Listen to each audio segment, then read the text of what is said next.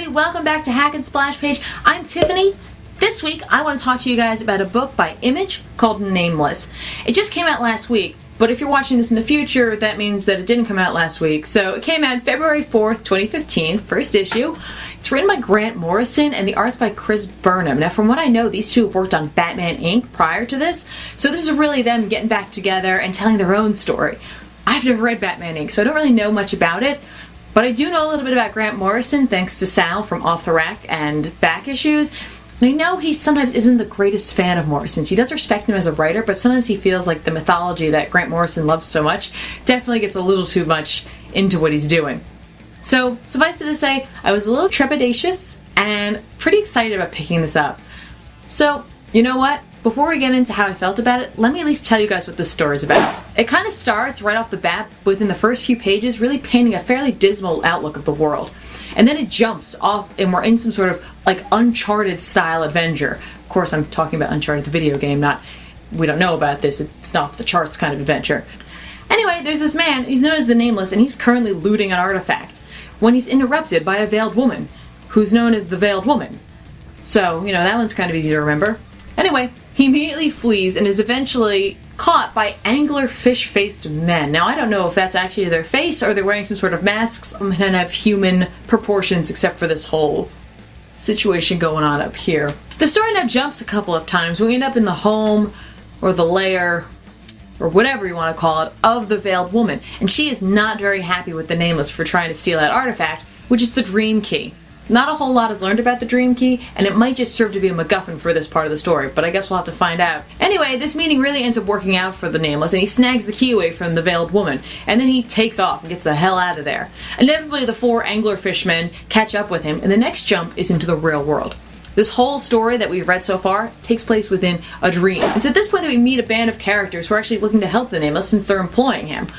After this, a whole bunch of exposition follows, and we're introduced to Paul Darius, a billionaut.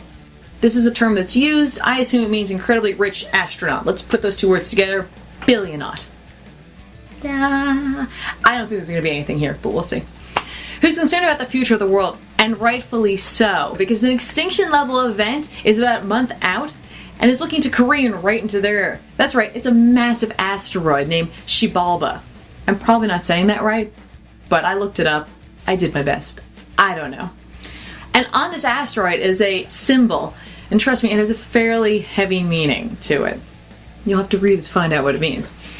And the Nameless has just proven himself to be the right man for the job at fixing this problem. And then, he's off to space. My initial thoughts on this book? Well, certainly the Nameless character himself felt kind of like a less religious and more occult version of Constantine.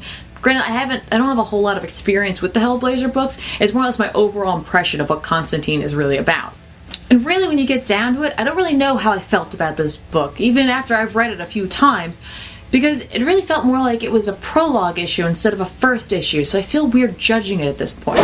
Usually I start with writing, but let's start with the art, and we'll get back to the writing and maybe some more impressions a little later on. Let's be honest. Burnham's art is great. He has a really good style for a horror book, which is what this is being pegged as. And the colorist, Nathan Fairbairn, I don't know, brings his lines to life. These two create a great dream world, and Burnham puts these little great touches, like backwards text on the signs in the dreams.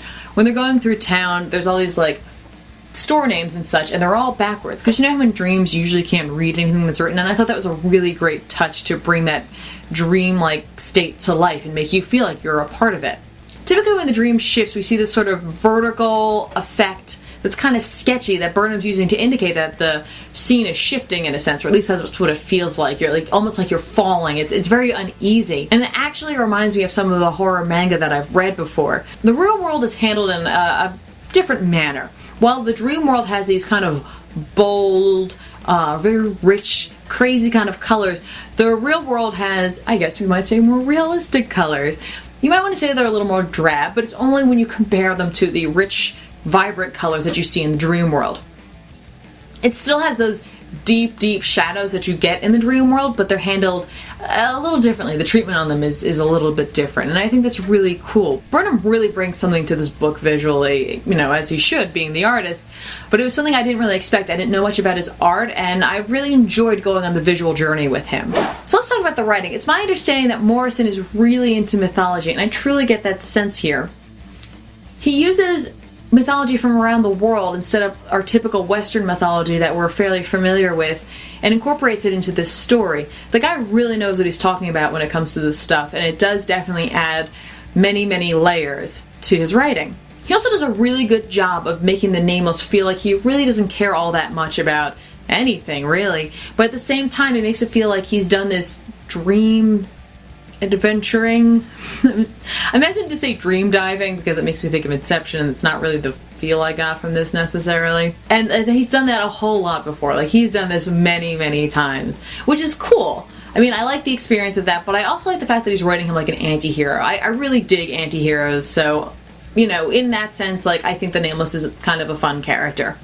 I honestly read through this book like 3 times before I felt like I was satisfied with my understanding of what was going on, and yet I'm still not certain that I understand what Morrison's doing with it. Morrison's idea of horror may not be what we're used to seeing in a traditional style horror comic.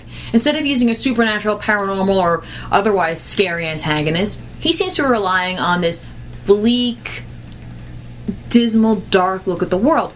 Certainly the Veiled Woman in and of itself is a scary antagonist, but it seems like the overall feel of the horror comes from a looming sense of, I guess, disaster that's coming. In fact, during my first 2 read-throughs of this book, I felt like the horror was missing. Certainly the first couple of pages hinted at traditional horror, but it never really returned. It kind of became an adventure story followed by a sci-fi introduction. Look, maybe I'm reading into this, but it struck me that Morrison is bringing to life the horror of not only an end-of-the-world scenario whose only savior is an anti-hero who is less than a month to solve a problem, but also in a way the horrors of real life. The scenes at the beginning of the book are unfortunately all too plausible in the world as we know it right now. Meanwhile, Burnham is bringing to life the visual horror of images, dreams, as well as this kind of bleak world. And while it's easier to peg Burnham's art as the horror aspect of this book, it seems like Morrison is just kind of getting started with what true horror this story has to unfold for us. He's also hinting at a little something more. If you understand what Shibalba is, which Wiki, by the way, does a really good job of introducing to that, I'm starting to wonder if this isn't going to be going into a Doom or Event Horizon direction. I guess what I'm saying really is that these two clearly have a plan. Whether the nature of that plan came across in the first issue, I'm going to leave that up to you. Personally, I'd like to give this another issue before I pass any real judgment on it. So here's my question for you guys. Do you guys suffer from any of those nightmare tropes? You know, the ones where it's like, you can't run when something's chasing you, or your teeth fall out, or there's a big test you didn't study for, or even worse version of that, where there's an entire class that you forgot to attend the entire semester and now it's the final? Personally, I used to suffer a lot from being chased by a monstrous entity. Typically it would end in me trying to hide from it, but I knew it was coming. Oh, I knew. It was going to be there. It was going to get me. That usually happened after I binge played through a lot of horror survival games. Anyway, guys, thanks so much for watching, and I will see you guys next week.